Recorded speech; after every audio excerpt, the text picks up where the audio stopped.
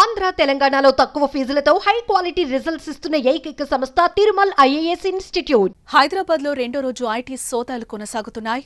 టాలీవుడ్ లోని పలువురు ప్రముఖుల ఇళ్లలో ఐటీ అధికారులు సోదాలు చేస్తున్నారు. మంగళవారం దిల్ రాజు, మైత్రి మూవీ మేకర్స్ ఆఫీసులు, నివాసాల్లో సోదాలు జరగా బుధవారం పుష్ప 2 దర్శకుడు సుకుమార్ ఇంట్లో ఐటీ అధికారులు సోదాలు నిర్వహిస్తున్నారు.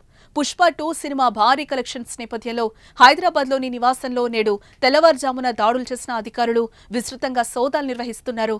పలు పత్రాలను పరిశీలిస్తున్నారు. పుష్ప 2 మూవీ బాక్సాఫీస్ వద్ద భారీ లాభాలు రాబట్టింది. అయితే వస్తువులకు తగ్గట్టుగా ఐటీ చెల్లింపులు జరగలేదని అధికారులు రైడ్స్ చేశారు.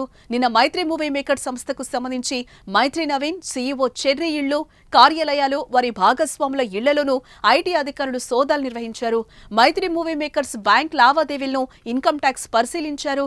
రెండో రోజు కూడా ఆ తనిఖీలు సాగుతున్నాయి.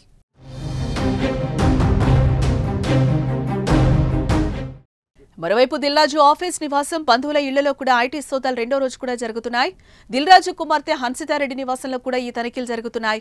ఐటీ అధికారుల ఆదేశాలతో వెంటనే హైదరాబాద్ రావాలని దిల్రాజు కూతురుకు ఐటీ అధికారులు ఆదేశాలు జారీ చేశారు.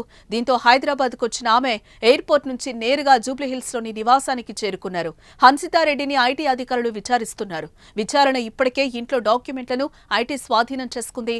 హన్సితారెడ్డి నిర్మించిన చిత్రాలకు సంబంధించిన ఆదాయ వ్యయాల ప్రశ్నిస్తున్నారు.